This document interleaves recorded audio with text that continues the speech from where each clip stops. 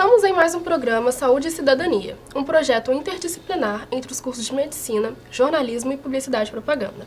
Agora iremos receber a professora doutora em Neurofisiologia, Cristiane Gorgatti Guidoreni, para falar sobre o alcoolismo como uma doença negligenciada.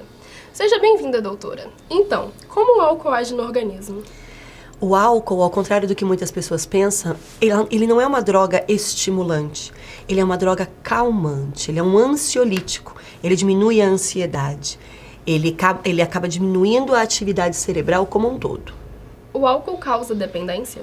Sim, não só dependência, como tolerância. A tolerância é caracterizada pelo fato da pessoa precisar de mais álcool para sentir a mesma sensação que tinha antes. E a dependência é caracterizada pelo fato da pessoa não conseguir ficar sem o álcool. Ele causa esses dois processos na pessoa. Como a publicidade influencia no consumo de bebida alcoólica? A publicidade influencia no consumo de qualquer coisa. No caso do álcool, principalmente nos mais jovens, a publicidade tem um fator decisivo no poder de escolha, de qualquer tipo de costume e de consumo, não só de bebidas, como de alimentação. Então a publicidade tem um papel importantíssimo no consumo do álcool, tanto que existem leis para regulamentar como a publicidade deve agir em relação ao álcool. Vamos agora para um pequeno intervalo. Quando um grupo de apoio é sugerido? Geralmente, o grupo de apoio é sugerido para essas pessoas quando a sua qualidade de vida e o comprometimento das relações interpessoais e interfamiliares é influenciada pelos hábitos dirigidos pelo alcoolismo. Normalmente, esses grupos têm funções diversas e são extremamente eficientes no processo de tratamento. Tem visto resultados com essa medida? Sim, é um dos caminhos terapêuticos bastante interessantes que existem no tratamento do alcoolismo. Obviamente que você precisa avaliar o paciente e saber se ele tem condições de estar num grupo.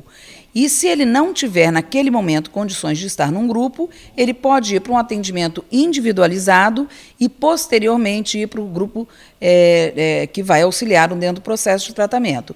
Ou ele pode ainda fazer as duas abordagens concomitantemente. Ele pode utilizar-se do atendimento individualizado e também do atendimento em grupo.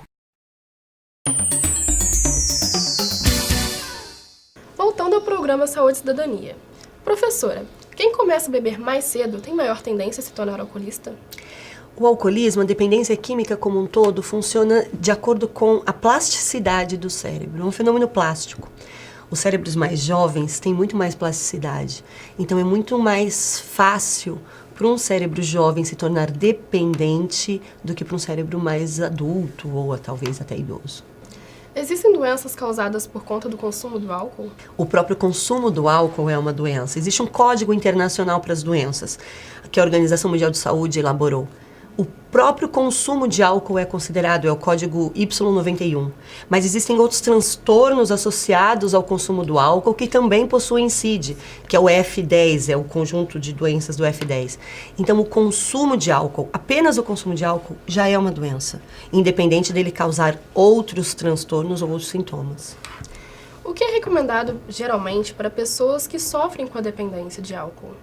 O mais importante é que eles entendam que o que eles têm é uma doença. Toda vez que você tem uma doença, o que é recomendado? Você ir ao médico.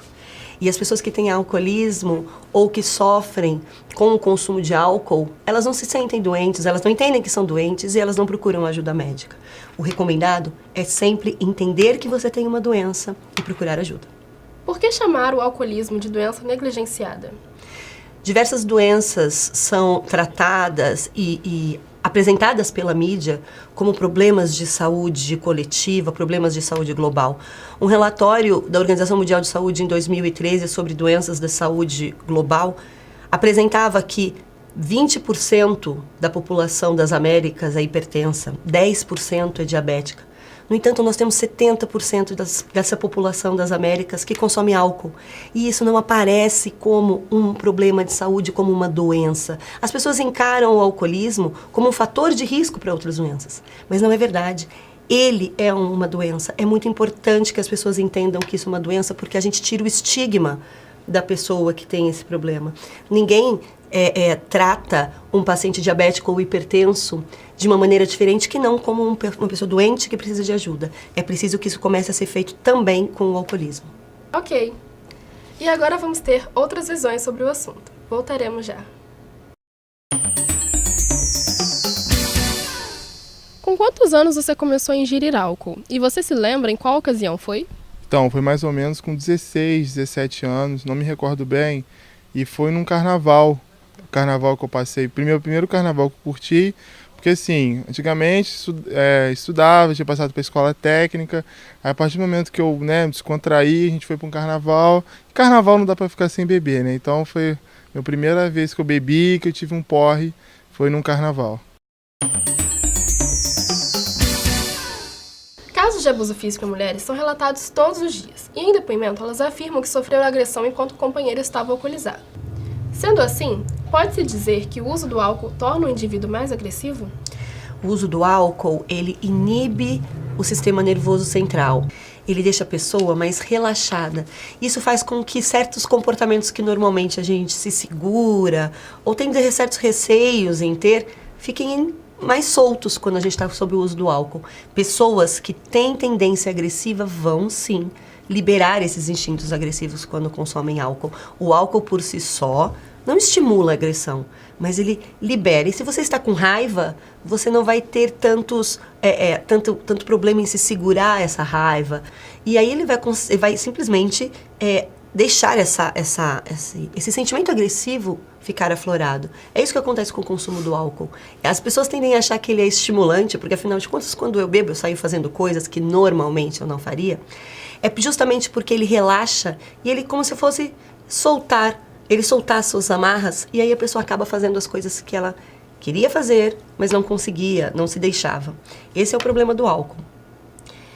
E com todos esses pontos negativos para o uso do álcool que nós vimos, existiria alguma receita que pudesse tornar a pessoa não dependente do álcool? Infelizmente não. Receita dificilmente a gente tem, mas com certeza o conhecimento. Você conhecer os efeitos do álcool, você entender. O álcool é uma droga social, né? É muito comum as pessoas dizerem assim, todo mundo bebe, né? A gente consome álcool para comemorar, a gente consome álcool para celebrar. Então, o importante, eu acho, que é você ter conhecimento sobre os efeitos do álcool, sobre a dependência, sobre a doença. E uma vez que você tenha esses conhecimentos, você vai estar munido de informação e você vai estar mais bem preparado para lidar com possíveis problemas que possam acontecer. Mas receita, infelizmente, não. Buscar saber o que acontece com você, entender o que está passando pelo seu corpo, entender que quando você busca o álcool, você está buscando um calmante. Essa história do hoje foi um dia muito pesado, hoje eu mereço. Sim. Você tem que entender que o que você está fazendo ali é buscando uma forma de acalmar o seu sistema nervoso central. Dificilmente uma pessoa faria isso com um remédio, né? Eu vou tomar um remédio para me acalmar. Mas a cervejinha, porque hoje eu mereço, é muito comum. Eu acho que é interessante a pessoa ter em mente que o que ela está fazendo é utilizando de um produto químico para se acalmar. Tem problema fazer isso? Não tem problema fazer isso? São questões muito mais complicadas. Mas de uma forma ou de outra, o interessante é você entender que o que você está fazendo é buscando uma forma química de lidar com o seu estresse, de lidar com a sua ansiedade, com o seu nervosismo. Agradecemos a presença da professora doutora Cristiane Gorgatti Guidoreni. E terminamos aqui com mais um programa Saúde e Cidadania.